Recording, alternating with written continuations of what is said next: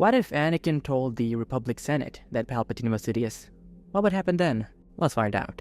So in this timeline, the deviation from the original timeline occurred when Anakin chose to confide in Padme about Palpatine's true identity, rather than informing Mace Windu and the Jedi Council. Senator Amidala, deeply troubled by this revelation, sought the counsel of Senator Bail Organa, and together they convinced Anakin and Mace Windu that instead of trying to directly arrest Palpatine, testifying before the Galactic Senate would be the smarter option.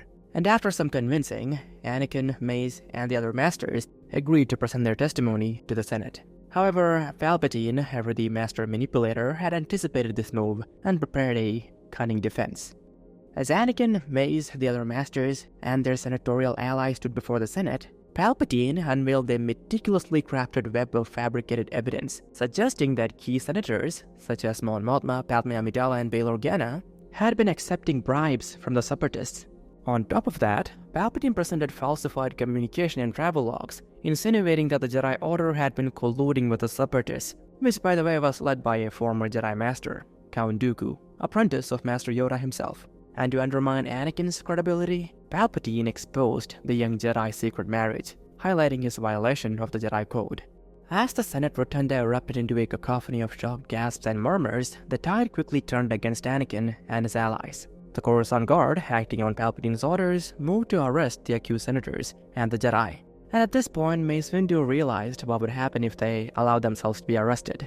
Palpatine had accused them of treason, he had control over the courts and the Senate, which was evident by this point, and the punishment for treason was most likely execution. And so, left with no other option, Mace Windu took decisive action. He ignited his lightsaber and plunged it into the Senate port they were occupying, causing it to plummet towards the bottom of the cavernous chamber. Anakin, standing in an adjacent part with the senators, found himself suddenly yanked out by Mace's powerful force pull. Anakin and Mace, along with 3 others, CC-10, Agent Kolar, and Kit Fisto, who accompanied them to the Senate, now stood on a rapidly descending pod as it hauled through the air. And as the pod descended, Mace and the other Masters reached out with the Force, their combined power enveloping the falling pod, gradually slowing its descent. Quickly enough, the pod touched down at the bottom of the chamber with a soft thud. The Jedi's master of the Force having transformed what would have been a catastrophic impact into a controlled landing. At this point, Mace turned his attention to Anakin, who was gazing up at a pod far above them, a pod in which Padme and the other senators were being arrested from.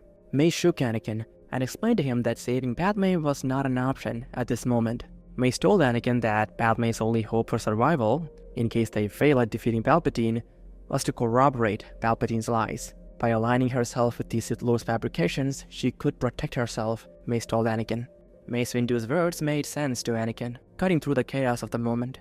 The young Jedi's eyes flickered with understanding, and he gave a quick nod. There was no time for discussion or debate. Action was their only option now. Suddenly, doors around them burst open, and squads of Coruscant Guard troopers poured in. Blaster fire immediately filled the air, but the Jedi were ready. Their lightsabers became blurs of light, deflecting bolts with incredible precision.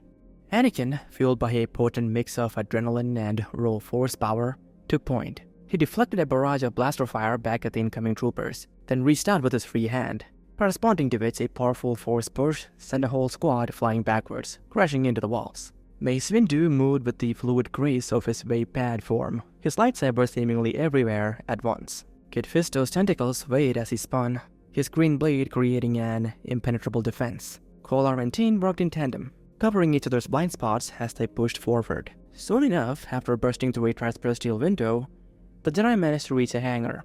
There, while Mace and the other Masters fought off a unit of clone troopers, Anakin moved to seize control of an Eta-class police shuttle. After which, with the other Masters having boarded, Anakin pulled the shuttle out of the hangar bay and into one of Coruscant's massive ventilation shafts. They plunged into the vast network that led them to the planet's lower levels, leaving their pursuers scrambling to follow. The ventilation shaft was a labyrinth of massive tubes, cross-sections, and unexpected drops. Anakin's piloting skills verged on the supernatural as he navigated the treacherous passageway. He wove between massive air circulators, ducked under colossal coolant pipes, and threaded through gaps that seemed impossibly small for their shuttle. As they descended deeper, they entered the busier sections of the shaft.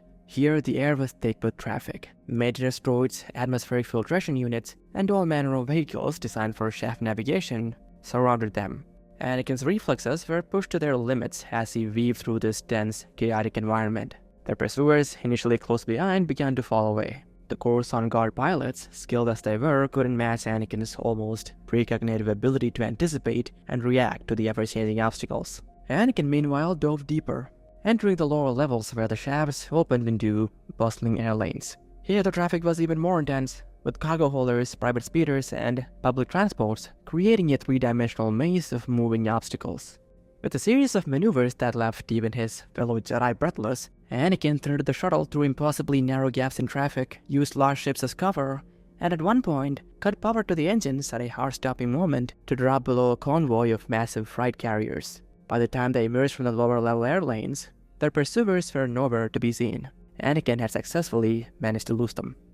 As the shuttle plunged deeper into Coruscant's underbelly, Kit Fisto's voice cut through the tense silence. "We must disable the tracking system. The guard will be monitoring every frequency," he said. Agent Kolar concurred, his tone grave. "And we should descend further. The lower levels may offer concealment." Anakin, his jaw clenched and eyes fixed ahead, said nothing. The Jedi Knight guided the shuttle downwards, not fully aware of where they were heading.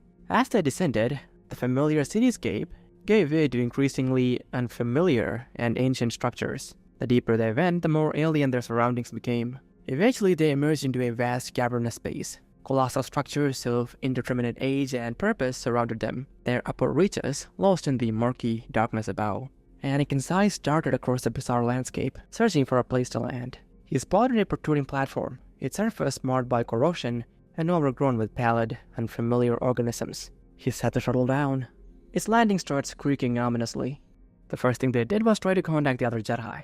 The police shuttle didn't have a long-range communicator. This meant that the Jedi couldn't contact anyone outside of Coruscant. But they should have been able to contact the temple, even with their personal comlinks. But when Mace tried to do that, he couldn't reach the temple, and Anakin couldn't reach Ahsoka.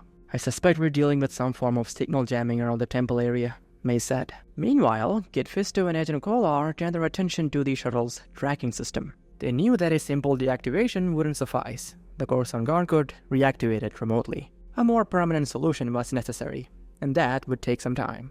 "You'll have to physically extract the tracking module," Kit explained. "It's integrated into the ship's primary systems. We must proceed with caution to avoid compromising essential functions," he finished. While Agent Kolar and Kit Fisto worked, Mace Windu, Saesee Tiin, and Anakin moved away from the shuttle, their senses alert to their strange surroundings. Anakin turned to Mace, his voice taut with tension. "Master Windu, what should we do now?" he asked. Mace Windu's expression remained stoic, but his eyes betrayed a flicker of wariness. "Right now, there isn't much we can do, Skywalker.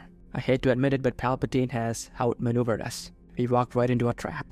Saesee Tiin interjected, his voice carrying a note of uncertainty. "Do you think we made a hasty decision, Master?" he asked. Mace shook his head slowly. "We've been blinded by the dark side for so long that at this point, nothing would have mattered. Palpatine gained the upper hand the moment he became Chancellor, almost 13 years ago. Whatever we did, this would have been the result," Mace said. "We can't just stay here," Anakin said, frustration evident in his tone. "Agreed," Mace replied. "But the five of us alone, we won't be able to get to him. However, everything was broadcasted for all to see. The Order will immediately move against Palpatine. When this happens, we'll return to the surface and join them." Mace then turned to Anakin, his voice softening slightly. "Ahsoka and the Senator Amidala will most likely be safe, Skywalker. They were close to you. Palpatine would seek their help to corroborate his claims. That will give them time, and in that time I am certain that the Jedi will end the threat of Sidious." "We will save them, Skywalker," Mace finished. The ancient structures around them seemed to loom closer, their almost alien geometries casting peculiar shadows in the dim light. The unfamiliar organisms that clung to the surfaces pulsed with an eerie bioluminescence, creating an otherworldly atmosphere. Sometime later, Kit Fisto emerged from the shuttle, his tentacles swaying slightly. "We've successfully deactivated the tracker," he explained. "We had to remove it entirely from the ship's systems. It was challenging, but it's now done." Mace nodded, his gaze sweeping over their bizarre surroundings. "We should leave this place and go up a few levels. We'll blend in better there. Besides, the guards will soon be arriving here," Mace said. Anakin again took the pilot seat, his hands moving over the controls with practiced ease. The shuttle lifted off soon. As they ascended, the environment gradually shifted. The architecture became more recognizable, if still unfamiliar. Decrepit buildings loomed on all sides, their facades a patchwork of makeshift repairs and impromptu modifications. Neon signs flickered weakly, casting a kaleidoscope of colors across the grimy surfaces. As they navigated the ventilation shaft, Mace found himself captivated by the engineering marvel that was Coruscant's infrastructure. Massive ducts intersected at impossible angles, creating a three-dimensional maze of metal and energy. Colossal turbines spun ceaselessly, their rhythmic hum a constant backdrop to their ascent. Anakin's piloting skills were on full display as he wove the shuttle through the mechanical labyrinth. He executed a series of seemingly random turns and backtracking maneuvers, doubling back to their path multiple times to confuse any potential pursuers. The conflict within Anakin was palpable to Mace's force-attuned senses, a maelstrom of fear, anger, and confusion, all barely held in check by his Jedi training. Mace then turned his attention to his fellow Jedi Masters. Kit Fisto was glued to the holonet, keenly observing the news reports on what was happening. Saesee Tiin had his eyes closed in deep meditation, and Agent Kolar sat rigid, his hand never straying far from his lightsaber hilt. And in that instant, Mace felt a disturbance in the Force. It began as a faint tremor, barely perceptible, but quickly grew into a cacophony of silent screams. He sensed death, thousands of voices crying out in pain and confusion before being abruptly silenced. Lights in the Force spread across the galaxy were being extinguished one by one. Mace turned, his eyes wide with shock, to find the other Jedi reacting to the same horrific sensation. Even Anakin, his face pale and drawn, had felt it. Anakin's hands began shivering on the controls of the shuttle, and he began to guide the shuttle towards a nearby landing platform. As they touched down, the oppressive weight of what they had sensed settled over the group. Mace looked at his fellow Jedi, their faces mirroring the disbelief and horror he felt. Something catastrophic was happening, something that threatened the very existence of the Jedi Order. Mace's mind went back to something he had sensed earlier. A plot to destroy the Jedi. Was the plot coming to fruition, he thought? The platform they had landed on was nestled between two towering industrial structures, pipes and conduits snaking in every direction. Steam hissed from the vents, creating a shifting, ethereal landscape. Mace and the others, save for Master Fisto, stepped out of the shuttle, their minds reeling from the implications of what they had just sensed. As they stepped out, Anakin turned to Mace, his voice shaking with a mixture of fear and confusion. "What's happening, Master Windu? What was that?" Mace's expression was grim, his eyes distant as he reached out with the Force. "Palpatine made his move. I can feel it. The darkness is spreading, engulfing everything in its path," Mace said. Inside the shuttle, Kit Fisto was frantically accessing the holonet, manipulating the controls with a speed born of desperation. And quickly he found a report from the Coruscant Newsnet that grabbed his attention. The earlier reports of their escape and the accusations of treason against the senators of the Jedi Order had been replaced by something far more sinister. Kit Fisto quickly beckoned the others back into the shuttle to look at the reports, and as the Masters gathered around the holoprojector, drawn by the urgency in Kit's voice, a holographic image flickered to life. It was a blue-tinged figure of a news anchor from the Coruscant Newsnet. Her face, appearing to conceal something, delivered the devastating news, which read as follows. In response to the attempted coup by the treasonous senators of the Jedi Order, Supreme Chancellor Palpatine has ordered the Grand Army of the Republic to neutralize the Jedi threat before they can overthrow the Republic. The Chancellor assures the Republic that this action is necessary to maintain peace and ensure safety for all citizens. Following this, a column opened up next to the reporter, through which footage from across the galaxy started coming through. And in this footage, Jedi were seen being shot down by their own clone troopers. "They betrayed us," Mace Windu said. Saesee Tiin nodded. "This explains the communications blackout at the temple. This was Palpatine's plan." How could this happen?" Agent Kolar said. "How could the clones betray us?" "The inhibitor chips," Mace Windu said. "We were warned of its true purpose, but we didn't listen," Mace finished. Anakin stood frozen, his eyes fixed on the console screen. The implications of what they were seeing seemed to crash over him in waves. Hours passed as the 5 Jedi monitored the relentless stream of reports. The shuttle's interior grew increasingly claustrophobic, the air heavy with the tension and unspoken grief. Outside, the industrial landscape of pipes and conduits continued its ceaseless hum, indifferent to the tragedy unfolding within. As night fell on Upper Coruscant, reports began filtering in of the execution of the senators accused of plotting against the Republic. The names of the delegation of 2,000 were read out one by one. Mon Mothma, Bail Organa, and others. And as for the Jedi Temple, the temple defenses had been activated, and the clones were not being able to get in. But Mace Windu knew that the defenses weren't going to hold on for too long, because even though the security in the temple was strong, the entire clone army was now at Palpatine's disposal, and the temple couldn't hold forever. But along with that, Mace also knew that there were paths leading out the temple that the clones would not be aware of, and that many Jedi would be able to escape this catastrophe, or so Mace allowed himself to hope. But then, as Mace's mind was going over all this, an emergency report came in. The anchor presenting the news on the Coruscant Newsnet suddenly stopped talking, and her right hand made its way towards her right ear, possibly due to her receiving a message to her earpiece.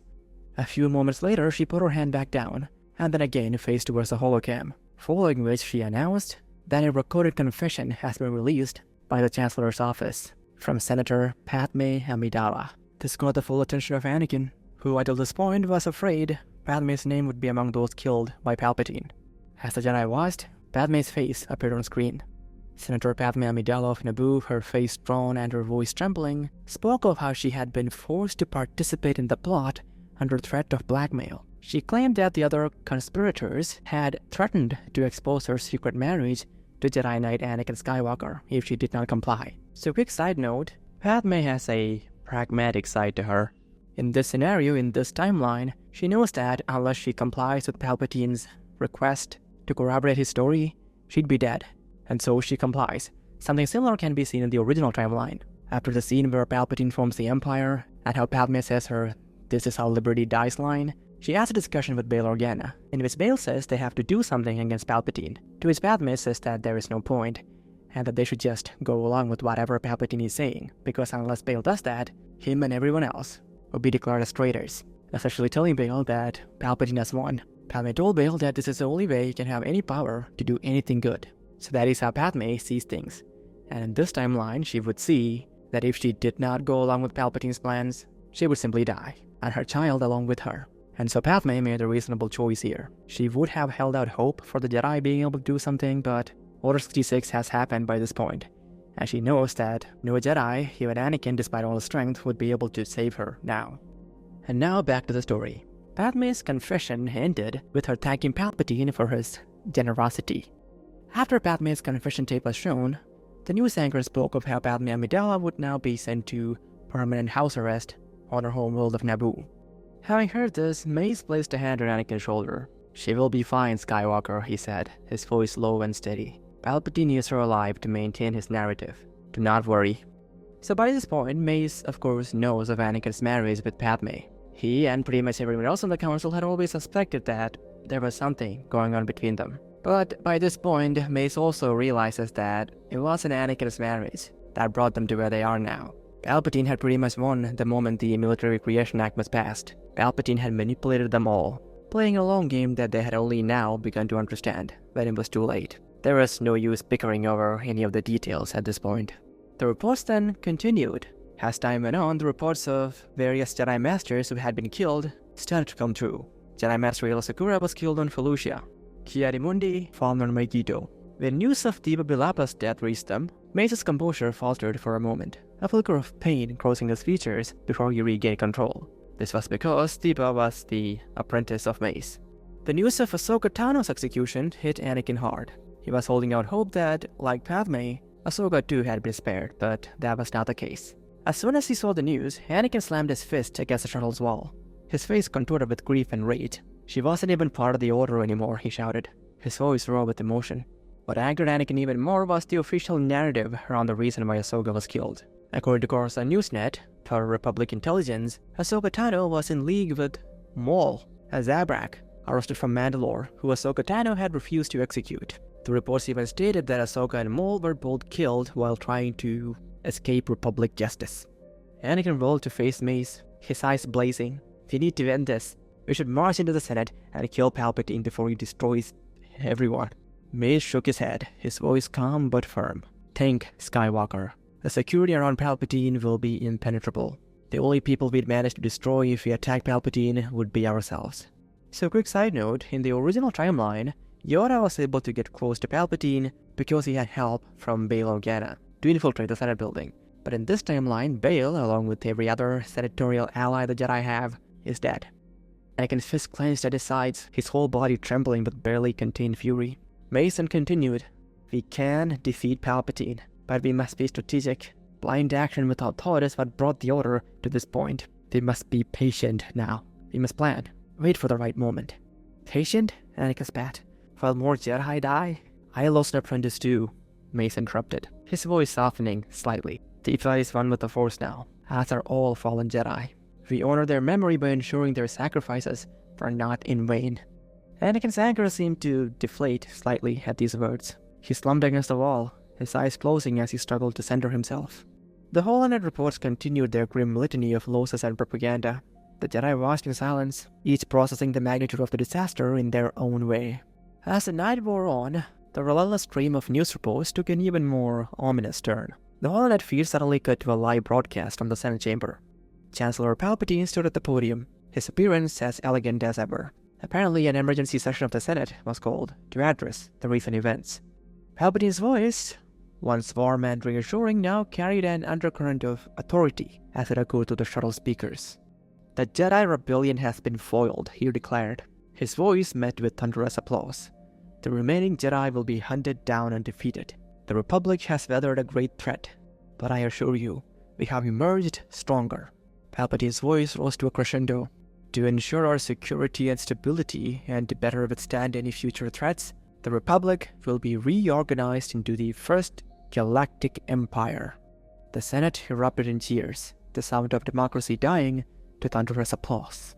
So what would happen now? Well, the rest of the story would take place over the next 19 years. Let's go over it. So in the first 3 years following the formation of the Empire, the story of Anakin, Mace, and the other masters with them unfolded in the shadowy depths of Coruscant's Undercity. The initial shock of Order 66 gave way to a glimmer of hope when reports surfaced that Obi-Wan Kenobi, Yoda, and a handful of other Jedi had awaited capture. This news bolstered the spirits of Mace Windu, Anakin Skywalker, and the others. For the first 3 years following the Purge, the 5 Jedi made the decision to remain hidden in the labyrinthine Undercity of Coruscant. The upper levels had become a fortress of Imperial control, with constant patrols and heightened security measures, making escape from the planet nearly impossible. And that is why the Jedi were forced to make the decision to stay hidden for the time being. This intensified surveillance was a direct result of Palpatine's growing paranoia about the Chosen One prophecy and Anakin's continued evasion of capture. But while the upper levels of Coruscant had been changed completely, in the deep, lower levels of Coruscant, not much had changed, which is why Anakin and the other Jedi were able to stay hidden there. To blend seamlessly into the Undercity's diverse and often unsavory population, the Jedi quickly underwent dramatic transformations in their appearances. Anakin became Jax Varric, a gruff mechanic with long, unkempt hair and a scruffy beard that stained with grease. He adopted a slight limp and a reputation for fixing anything, no questions asked. Mace Windu transformed into Dargo Vex, a veteran of countless unnamed conflicts who no one took too seriously due to his bumbling manner of speaking. He embraced his baldness, covering his head with intricate tattoos that extended to his face, and he also grew a thick, graying beard, adorned with trinkets. He affected a hunched posture and a gravelly voice, muttering to himself occasionally as if reveling in old battles. Kid Fisto took on the identity of Zol Nar, an exotic trader from the unknown regions. He concealed his tentacles beneath an elaborate headdress of shimmering fabric and jangling charms, painting his green skin with swirling patterns. Sassy Teen became Krell Moore, a near-human mystic.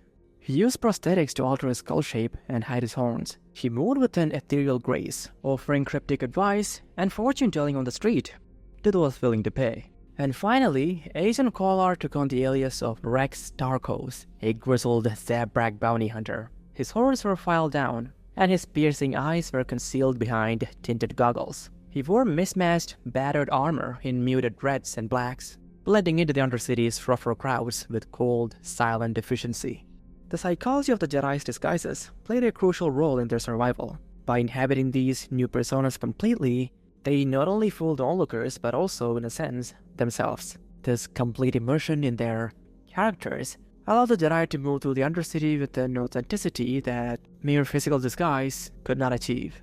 Moreover, the sheer improbability of finding Jedi Masters in such a locale worked in their favor. No one expected to see them there, so no one did.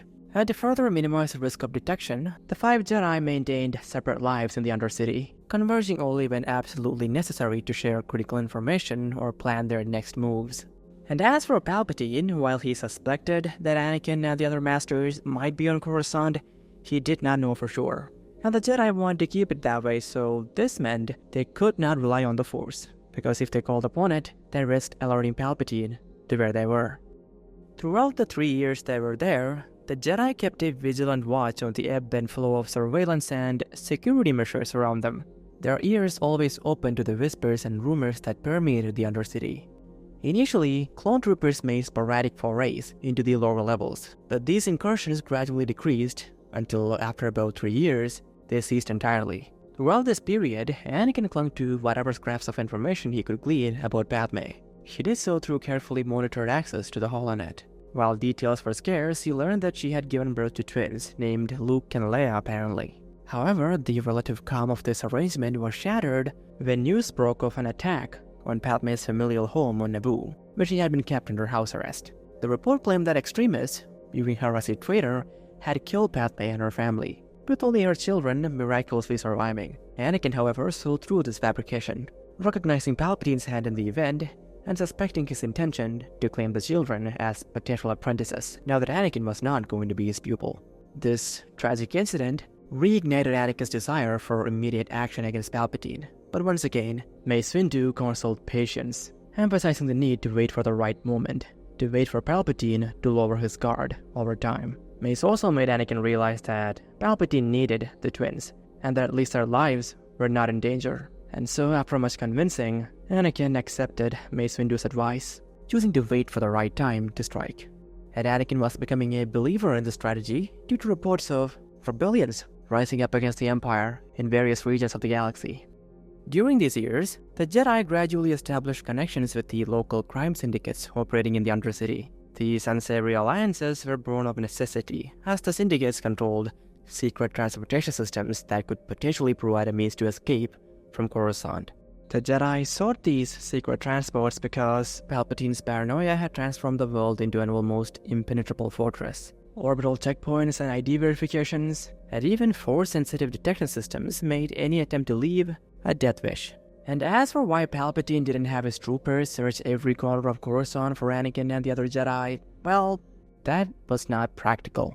You see, Coruscant is a city planet with layers upon layers of infrastructure, hidden sections, and labyrinthine tunnels spanning the entire planet. Trillions of beings lived on Coruscant, most of them living in the Undercity, and so the sheer size and complexity of the environment, combined with endless places to hide, meant that a thorough search through the entirety of Coruscant was next to impossible. And because of this, it was instead more practical to check everyone leaving Coruscant. And so, in the years they were trapped in the Undercity, the Jedi kept their eyes and ears open for any way to leave the planet. It was during this period that whispers of Saw Gerrera's recruitment efforts began to circulate in the lower levels of Coruscant. This was happening because Gerrera's resistance had ties to several of the crime syndicates operating in the Undercity. Gerrera's organization, desperate for fighters, struck deals with these syndicates. Gerrera offers several services to these crime syndicates, which likely included intelligence gathering, sabotage operations, or weapons procurement, in exchange for the syndicates funneling potential recruits Gerrera's way. The crime lords, seeing an opportunity to rid themselves of troublesome elements while gaining favors from a growing rebel movement, accepted Gerrera's offer.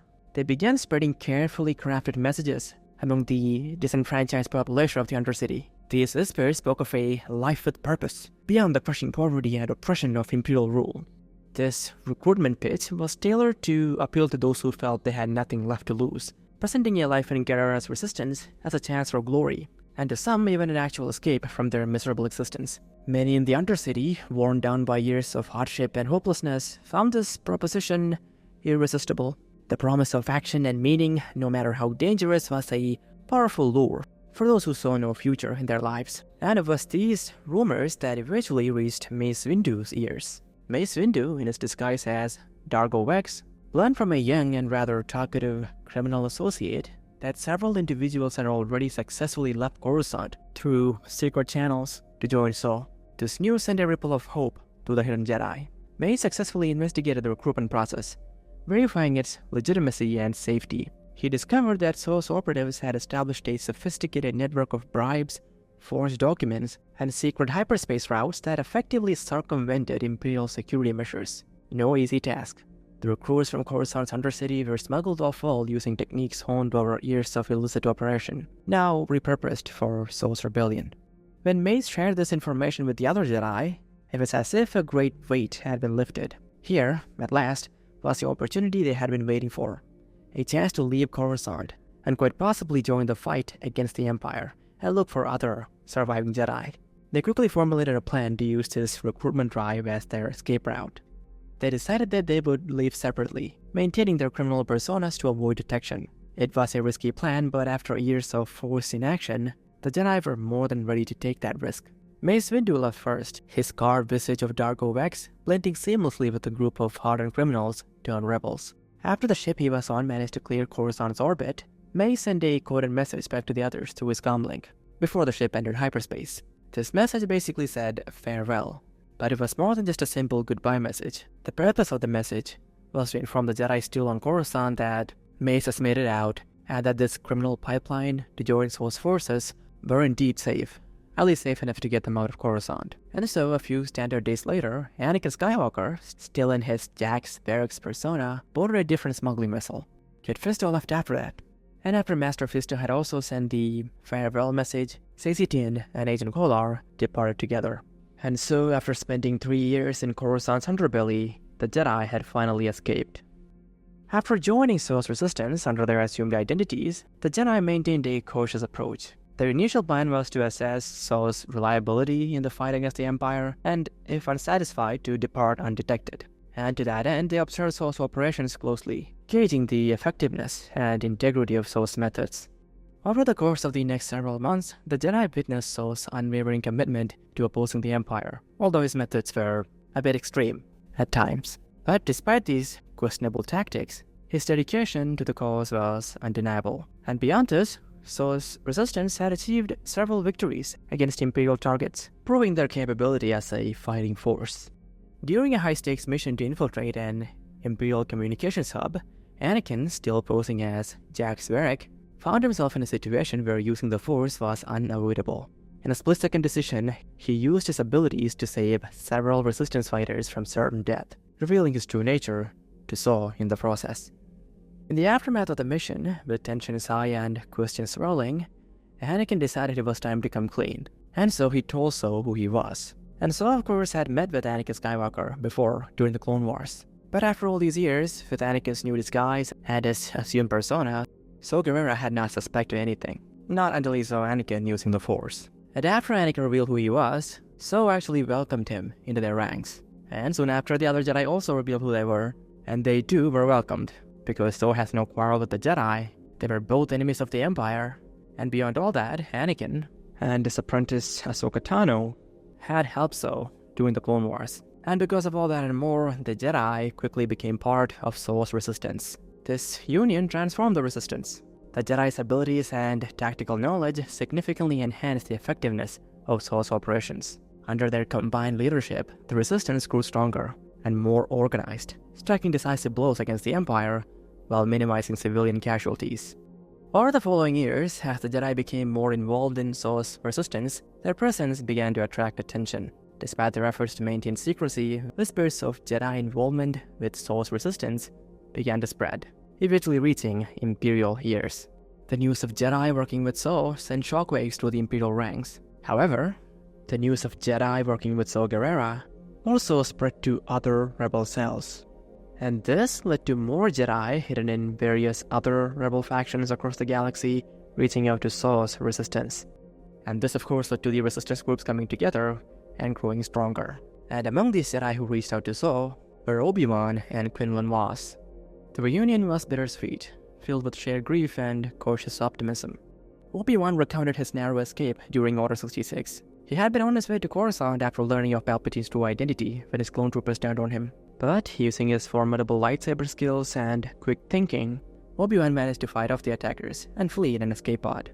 Quinlan Vos shared his own harrowing tale of survival, having used his undercover skills to disappear into the galactic underworld, before eventually joining the rebellion. And not long after this, they also came across Master Yoda.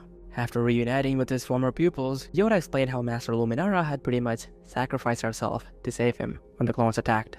Yoda had spent the following years aiding the Wookiees in their struggles against Imperial occupation, and from Kashyyyk, in secret, expanding his efforts to support other resistance movements. As more Jedi joined the cause, the rebellion grew more effective.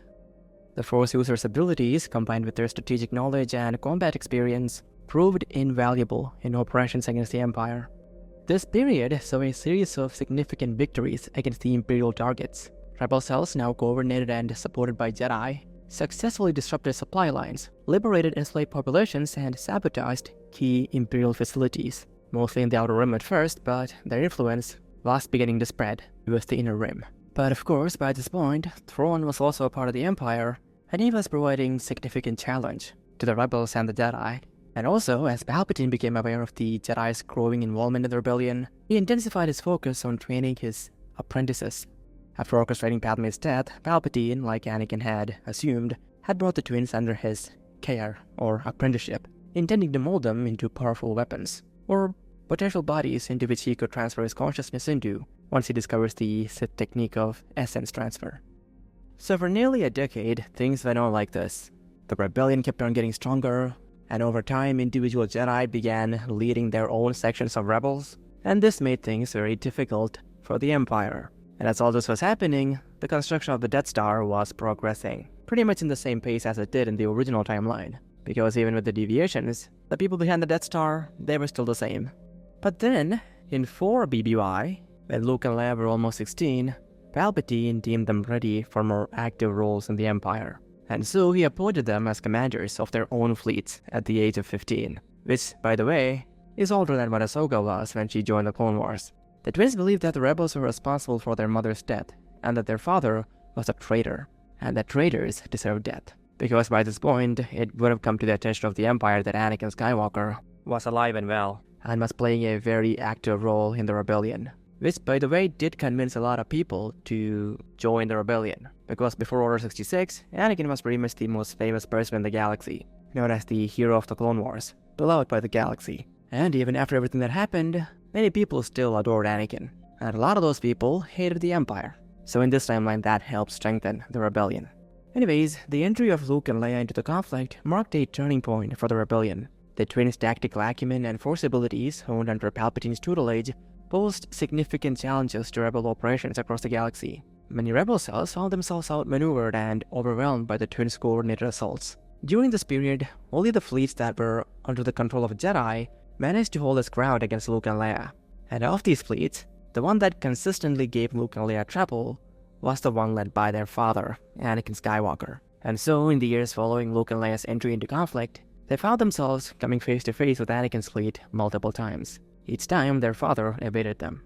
As for Anakin, he quickly figured who these two were. Because he knew Padme had twins, he knew that Palpatine most likely stole them to be his apprentices. And beyond that, they did look kinda like him and Padme. So all three of them knew how they were related. But initially, just like how Luke and Leia saw their father as a traitor to the Empire who deserved death, Anakin also saw his children as lost causes, twisted by Palpatine's manipulation, too deeply entrenched in the dark side to be saved. Or at least that is what Anakin wanted to believe, because it made things a lot easier for him. However, during a close quarters battle with Leia, Anakin was struck by her resemblance to Padme, and when he could have killed her, Anakin didn't, his hands refusing to fire. Something shifted in Anakin's perspective that day. He began to see more than just an enemy in Luke and Leia. They were victims of Palpatine just as much as he was, Anakin realized. But unbeknownst to Anakin, this was precisely what Palpatine had planned. Luke and Leia were not just weapons in the Empire's arsenal. Palpatine had in fact orchestrated their confrontations, knowing that the connection between father and children might prove impossible for Anakin to resist, which would finally allow Palpatine to capture Anakin. Palpatine's ultimate goal being the transfer of his soul into Anakin's body. The Chosen One cannot defeat the Sith if the Sith became the Chosen One. That was Palpatine's reasoning beyond wanting immortality. So at this point in the timeline, it's almost 0 BBY. And during this time, the rebellion received crucial intelligence about an Imperial superweapon, the Death Star. This information came through the efforts of Galen Erso, an Imperial scientist, and Bodhi Rook, an Imperial cargo pilot. Galen, who was forced to work on the Death Star project, had secretly built a fatal flaw into the weapon's design. He had then convinced Rook of the station's true purpose and entrusted him with delivering the message to Saw Gerrera, detailing the weapon's existence and its hidden weakness. Also, side note, it is worth noting that while Galen Erso and Bodhi Rook's roles remained similar to the original timeline, Jyn Erso's life had taken a different path. Due to the altered circumstances, in this timeline, Saw had not been forced to abandon her on Tamsi Prime, and as all this is happening, she's right there in the rebellion along with Saw. Anyways, back to the story. When Bodhi finally found So and gave him Galen Erso's message, So was distrustful of Bodhi, just like in the original timeline. But here, instead of using the Borg Dalet, he reaches out to Anakin Skywalker. By this point, So deeply trusted Anakin and his Force abilities to verify Bodhi's claims. And so Anakin looked into Bodhi's mind and confirmed the truth of his statements. This revelation brought joy to Jyn Erso, who had believed that her father had sided with the Empire. The confirmation of Galen's secret resistance renewed her faith in him. Following this, So, Anakin, and various other members of the rebellion convened to discuss Galen's transmission. The message detailed Galen's efforts to sabotage the weapon, how it can be easily destroyed, and crucially, the location of the designs to the superweapon, which was in an Imperial facility on a planet known as Scarif. The next move was simple. They needed to infiltrate Scarif and recover the plans for this superweapon. After careful deliberation, they decided that a team of Jedi would be best fit for carrying this out, because non-Jedi, even though they were tough, didn't have the Force and the abilities the Force provided one. And so, Mace Windu, Obi-Wan, Master Yoda, and a reprogrammed Imperial KX droid were selected for this mission. But just in case the Jedi's mission failed, there was a group of rebels on standby, ready to assault Scarif if need be. So soon enough, the mission unfolded. The droid and the 3 Jedi infiltrated Scarif. They were posing as Imperial officials, and their appearances had been modified using synth skin. And as for Master Yoda, well, he was hidden inside a bag that Obi-Wan was carrying, a perfect disguise for the diminutive Jedi Master. Using their forged identification documents, the Jedi managed to get into the facility on Scarif. But even after landing on Scarif, there were many Imperial officers and stormtroopers the Jedi needed to get past to get to the Scarif data tree, a secure vault within which the Death Star plans were stored. But these were some of the most powerful Jedi, at least by process of elimination, that were left. Suffice to say, the Imperials and the stormtroopers did not prove much of a challenge to the Force suggestion capabilities of the Jedi. And soon enough, Mace, Yoda, Obi-Wan, and the KX droid were inside the data vault. There was an Imperial officer posted in front of the vault, whose biometric identification, the fingerprints on his right hand, that needed to be scanned for the door to the data tree to be opened. But again, the Jedi used Force suggestion, and the Imperial involuntarily complied, opening the data tree door to the Jedi.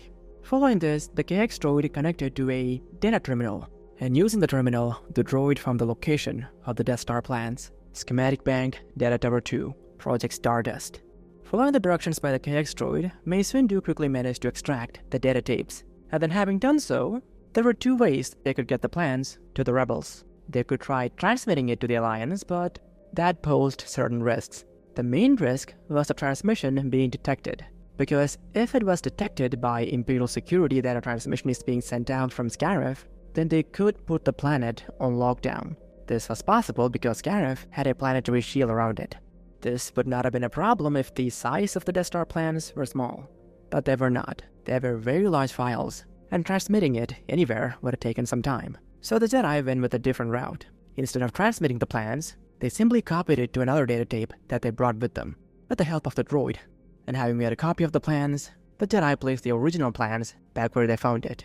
And now the only thing left to do was to quietly leave Scarif, just like how they arrived. And so, after manipulating the mind of the Imperial posted in front of the vault once again, making him forget everything, the Jedi began making their way out. Crucially, the droid that they had with them played a vital role in covering their tracks, because as the Jedi were busy getting and copying the plans, the droid expertly manipulated the facility's surveillance systems. It created a seamless loop of inactive footage, effectively hiding any evidence of activity within the vault. This digital sleight of hand ensured that even a detailed review of security logs would reveal nothing suspicious. Having done all this, and with the Death Star plans now back where it should be, the Jedi made their way out of the facility. And as they departed Scarif, their flawless execution and the droid's digital manipulation left no trace of their presence, perfectly setting the stage for the rebellion's next move against the Empire's superweapon. Having analyzed the retrieve plans, it quickly became evident exactly how to destroy the superweapon, and so, the Rebel Alliance wasted no time in organizing an attack. Within days, a fleet assembled under the command of Master Yoda, Obi-Wan Kenobi, Anakin Skywalker, Mace Windu, and other Jedi, and along with them were other Rebel commanders and their own fleets. The attack on the Death Star was entirely unanticipated in this timeline. The Empire, unaware of the station's hidden weakness, and also not being aware of the infiltration on Scarif, had not increased the Death Star's defenses or altered its protocols. As the rebel fleet emerged from hyperspace, the Imperial forces were caught off guard, scrambling to mount a defense. And as for how the rebellion knew the exact location of the Death Star, well, the information leaked by Gale and Erso did contain details on where the Death Star was being assembled and where they were most likely to find it. And using this information, the rebels, utilizing ships with cloaking systems, monitored these locations until eventually they found the Death Star, which is when they launched their attack. It was Anakin who was designated to strike the exhaust port, given how he was their best pilot. The Force flowed through Anakin as he navigated the station's surface trenches, dodging turbo laser fire and TIE fighters, with seemingly impossible maneuvers. Yoda and Obi-Wan coordinated the battle from their command ships, their strategic acumen guiding the rebel forces. Mace Windu led a secondary attack on the station's shield generators, drawing fire away from the main assault group. As Anakin approached the exhaust port, he reached out with the Force, guiding his proton torpedo with unerring accuracy. The missiles found their mark, initiating a chain reaction deep within the station's core. The Death Star erupted in a brilliant explosion, shockwaves rippling through space as debris scattered in all directions. With their mission completed with relative ease in this timeline due to the Empire being caught completely off guard, the rebels prepared to jump to hyperspace. However, as Anakin turned his X-Wing away from the debris field, he felt a familiar presence through the Force. Two presences, in fact. His children were approaching. Obi-Wan, sensing this too, contacted Anakin over the comm, urging Anakin to retreat with the rest of the fleet. But Anakin sensed a chance, an opportunity, to confront Luke and Leia, and to try and bring an end to all of this. "You go, Obi-Wan," Anakin responded, his voice calm but resolute. "I'm going to try and end this. We'll meet again, old friend. Go now, while you still can," Anakin finished. Obi-Wan hesitated, but as Imperial reinforcements began to appear on long-range scanners, Obi-Wan was left with no choice. With a heavy heart, he too entered hyperspace, leaving Anakin to his own devices. As the last of the rebel ships disappeared into hyperspace, Anakin found himself alone, facing the approaching Imperial Armada. He reached out through the Force, reaching out to his children. He sensed their confusion, their anger, and beneath it all, a flicker of recognition. And Anakin knew that they wouldn't fire, because Palpatine needed him alive. The Star Destroyers loomed before him, their massive forms eclipsing the stars. Suddenly, a tractor beam locked onto his fighter, drawing him towards the lead ship's hangar bay. As the force field caught a starfighter, Anakin powered down his systems and prepared himself for what was to come. Anakin was escorted into the Star Destroyer's hangar, surrounded by a contingent of stormtroopers. The blast doors ahead of him then slid open, revealing Luke and Leia. The twins entered, their eyes fixed on Anakin. An Imperial officer nearby asked if they should execute the prisoner immediately. Leia, her gaze unwavering from Anakin, replied with the following: "The Emperor may wish to handle that personally, Commander." And with that, she turned and strode away, as did Luke moments later. Anakin wasn't surprised by this cold reaction from his children. It didn't matter. Soon he would face Palpatine, and if the prophecy of the Chosen One held any truth, he might finally have the chance to end the Sith Lord's reign, Anakin thought. Upon reaching Coruscant, Anakin was taken to the Imperial Palace, the former Jedi Temple. He was placed in a force-dampening cell, a specially designed containment unit that disrupted a Force user's connection to the energy field, severely limiting their abilities. Eventually, Anakin, contained in the cell, was brought to the former Jedi High Council chamber, which now served as Palpatine's office and residence. The room, once a symbol of Jedi wisdom and serenity, had been transformed into a den of darkness. As Anakin was brought in, Palpatine was sitting opposite his desk. Anakin observed Palpatine, noting how the years had aged him. Luke, Leia, Imperial officers, and members of the ruling council were present, but Palpatine dismissed all save for his two apprentices, who kneeled before their master. Palpatine's eyes gleamed as he regarded Anakin's cage. With a gesture, he used the Force to open it. Luke and Leia immediately stood, igniting their lightsabers, standing at attention. Anakin doubled out, his hands restrained behind him. But still, Anakin attempted to lunge at Palpatine, trying to attack him. But he was easily forced to the ground by a wave of the Emperor's hand. Anakin could sense that Palpatine was clearly angry, possibly due to his super weapon being destroyed. But that anger seemed to be somewhat overshadowed by the capture of Anakin Skywalker, the hero of the rebellion. Palpatine then began speaking, his voice sounding worse than it does on his holowitz, Anakin noted. Palpatine then went on to declare his victory, stating how with Anakin gone, the rebellion would soon crumble, and that Palpatine would use Anakin against the rebellion. Anakin didn't know what this meant, but Palpatine was referring to transferring his soul into Anakin's body, something which he had been working on for the past 19 years at this point. He mocked Anakin, belittling the rebellion's efforts and expounding on the futility of resisting the Empire's might. As Palpatine continued his tirade, Anakin began assessing the situation, searching for a way to overcome Palpatine's apprentices and strike at the Emperor. However, the turncoats binding his wrists and the absence of a lightsaber made any plan seem impossible. Doubt suddenly crept in. Perhaps the prophecy was misread, Anakin thought. Palpatine turned to gaze out at the expansive windows, his back to the room. Anakin's thoughts then shifted to his children, lamenting that he had never truly known them before Palpatine's corruption took hold. He felt truly defeated at this point. But at that very moment, as if on cue, the sound of a lightsaber being raised in the air reached Anakin's ears. Anakin turned around, and before he could do anything, Leia's blade came down. Not on Anakin's head, but down on Anakin's restraints, freeing his arms. A metallic clank then drew Anakin's attention forward. A lightsaber had been tossed at his feet. "Pick it up," Luke said.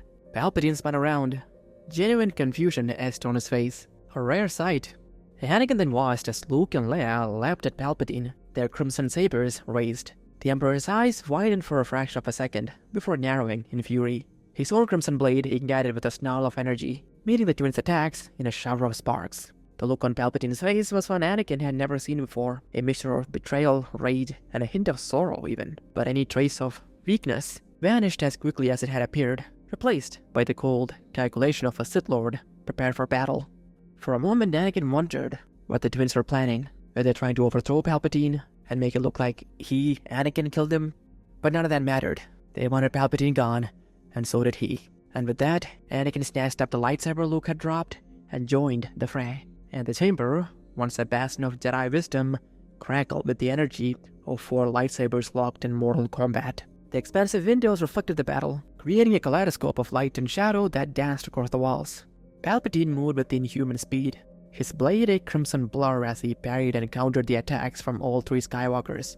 His footwork was impeccable, never allowing himself to be cornered or outflanked. The Force swirled around him like a tempest, feeding his unnatural agility and strength.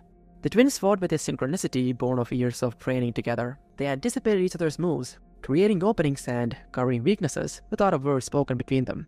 And Anakin, initially out of step with the twins' rhythm, quickly adapted, his own mastery of the Force allowing him to flow seamlessly into their assault. As the battle went on, Palpatine unleashed the full extent of his dark side powers.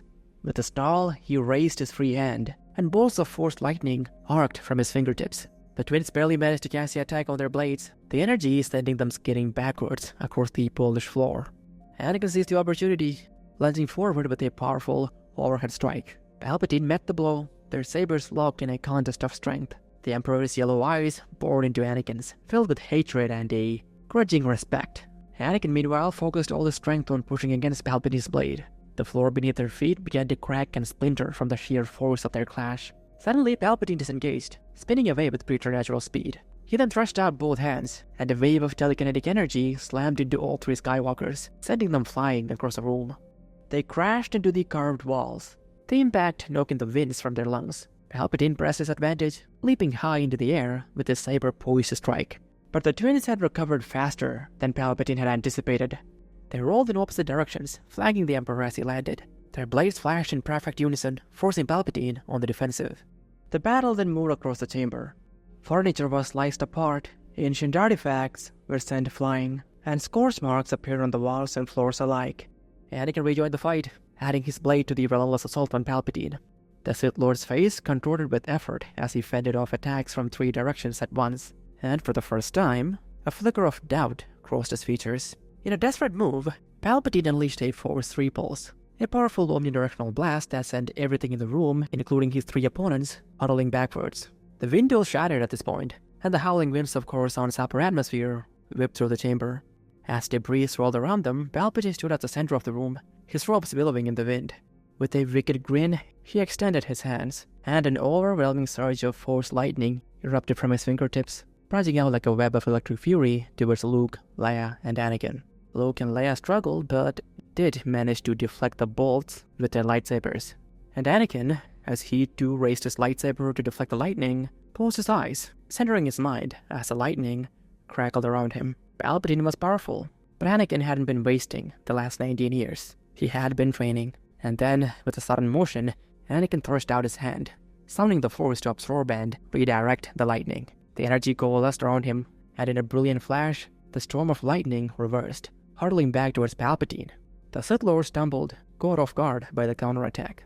And in that instant of vulnerability, Luke and Leia struck at Palpatine. They raised their hands in unison, and bolts of Force lightning, not the blue lightning of Sidious, but crimson Force lightning erupted from their fingertips. The energy engulfed Palpatine, who still tried to fight them off with his own lightning. And at this moment, Anakin saw his chance. With the final burst of speed, he closed the distance between himself and Sidious.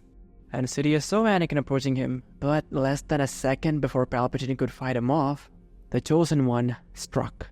His lightsaber flashed once, a clean arc that separated Palpatine's head from his shoulders. The Sith Lord's body crumbled to the floor, the dark side energy that had sustained him for so long dissipating in an instant.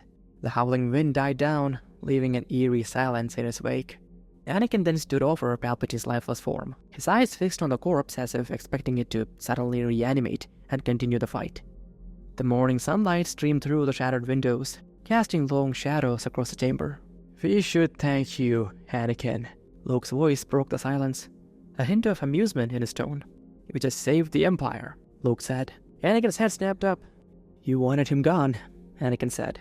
"Everyone with a functioning brain wanted him gone," Leia interjected, her lips curling into a smirk. "The old fool would have destroyed everything." She was growing crazier by the day, you know. Anakin was confused by how nonchalant the twins were being. "They will kill you for this," Anakin said, gesturing towards the door to Palpatine's office, behind which elite Imperial soldiers awaited. Luke almost chuckled, a sound that surprised Anakin. "Anakin, we could walk up to the ruling council and tell them that the Emperor's head fell off his neck after a strong gust of wind hit him, and not one of them would dare question it.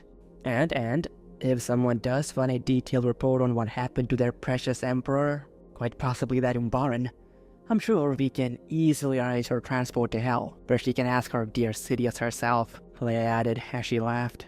Anakin turned away, gazing out at Coruscant's morning sun, a sight he hadn't seen in almost 2 decades. "What happens now?" he asked. The twins then deactivated their lightsabers, and Leia approached Anakin. "What would you like to see happen?" she asked, her eyes gleaming with an unsettling mix of curiosity and mirth. Anakin, struck by Leia's resemblance to Padme, began to explain, not really thinking of what he was saying. "Everything they told you is a lie. It was Palpatine who..." Leia placed a hand on his shoulder, cutting him off. "We know, Anakin, we know." Her tone was light. Luke then stepped forward. "We've known the truth about it all for a long time. Sidious never knew, though. It was entertaining to see him sitting there, confident that we knew nothing. He truly was a fool," Luke finished. "He always kept us on a short leash," Leia continued, her voice tinged with humor almost. "And so we quickly learned how to fool him. Soon enough, we could even hide our thoughts from him. It was a fun game, to say the least." Leia then looked at Palpatine's decapitated head, which seemed to look back at her. Palpatine grew too comfortable, too confident. He thought his manipulation was invisible. He thought we believed everything he said about our mother, the Republic, the Empire, you. Leia's eyes then sparkled with malicious glee. She started gesticulating and then said the following. "You know, I think the old fool even grew to care for us, to some degree." "Pathetic," she finished. At this, Luke scoffed, as if that was going to help him, he said. Anakin then opened his mouth to ask why they hadn't killed Palpatine sooner if they knew all this. But Leia spoke before he could form the words. "It wasn't meant to be us," she said, turning her face towards Anakin, her tone suddenly serious. "We both saw it. It was always going to be you who would end him. It was destined, you could say." The weight of their words, the realization of what had truly transpired, brought Anakin to his knees. He stared out at Coruscant's skyline, bathed in the warm glow of the morning sun. The prophecy of the Chosen One, the burden he had carried for so long, suddenly felt both fulfilled and lifted from his shoulders. Luke then walked up to Anakin's side, and then gave him a strong pat on the back of his shoulder. "Cheer up, hero of the rebellion. It's over. He's dead, we'll have peace, and the death of your wife has been avenged." "Your mother," Anakin said, clearly unhappy with how Luke referred to Padme. "Well, Anakin, we never knew her," Leia said. "We never knew you, but I suppose there is time for us to get to know each other." "Yes, but that will have to wait. There are some immediate matters we need to deal with," Luke interjected. Palpatine does have some loyalists in the upper echelons of the Empire, and we will need to deal with them. And as we deal with that, we'll leave you with an old friend of yours. He will go over the peace arrangements between the Empire and your rebellion. Anakin looked at Leia, confused at who this friend was. Oh, don't worry, he has some distinctive features. You'll recognize who he is when you see him, Leia said in response to Anakin's confusion. The twins then began to walk away, having told Anakin to wait here in the former council chamber, and that everything will be fine. Anakin didn't respond, and they walked out. So what would happen after this? Well, this friend that Leia was referring to is of course Thrawn, who Anakin had met during the Clone Wars, and together they would discuss peace with the rebellion, because Thrawn knew that the best way to take care of a rebellion was to give the rebellion a voice, a choice, a position or a seat that made them think that their voices mattered, even if they didn't really matter. And following that line of thought, eventually Thrawn would manage to strike a peace agreement. To the rebellion, it would seem like the Empire gave up after their superweapon was destroyed. But the reality was different. Luke, Leia, and Thrawn were not planning on restoring democracy, like during the times of the Republic. Instead, Luke and Leia would establish themselves as the new heads of the Empire. Below them would be the ruling council, and on this ruling council, seats would be granted for members of the rebellion, for representatives of the systems that rebelled. Anakin would be convinced that this was the best way forward, and he would convince the leaders of the rebellion of the same. And as for who would sit on the ruling council representing the rebellion, that would eventually be Saw Gerrera. The reason Anakin didn't take the seat was because, while no one knew for sure, many suspected that Luke and Leia were Anakin's children. Anakin had always kept it a secret, so had the other Jedi, but Palpatine had announced that Padme and Anakin were married, and information on the holonet did prove that Padme died after giving birth to twins. So many suspected that these two immensely skilled twins of the Empire were somehow related to the immensely skilled Jedi and rebellion leader. So Anakin didn't take the seat, and so soon enough, a sense of peace had returned to the galaxy. Many members of the rebellion still disagreed with this decision. They wanted to press on the advantage they had and attack the core worlds, but they quickly lost support, because when Saw Gerrera was convinced that peace was the best option, most of the rebellion became convinced of it. And on top of that, Luke and Leia, as leaders of the Empire, announced that Palpatine, as he laid on his deathbed before he died of natural causes, had had a form of epiphany, and wanted the Empire to look upon the rebellion with kindness and to try and understand them. These messages were carefully crafted with the help of the galaxy's best PR people, essentially. And because of all that, in the end, the rebellion quickly became reduced to a few rogue elements, who did do a few things in the Outer Rim, but were too small to demand much attention. So pretty quickly, that is what became of the rebellion. And the Empire was left stronger, with Thrawn, Luke, and Leia pretty much controlling it. And as for what would happen to Anakin and the surviving Jedi, well, they would be allowed to restart the Order, and would be invited back to Coruscant. The primary reason for this was, at this point in the timeline, the Jedi were pretty much known as the leaders of the rebellion, and if they were invited back to Coruscant, that would have again convinced the rebellion that the Empire was indeed looking for peace. And beyond that, the twins did want to know Anakin better. They were his children after all.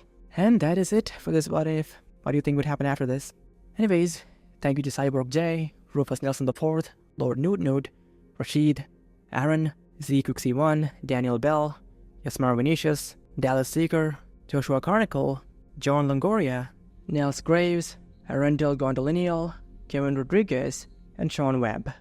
And also thank you to Robert Mercer and Michael Sampson for becoming channel members. All of your help means a lot to me. And with that, goodbye. Have an awesome rest of the day.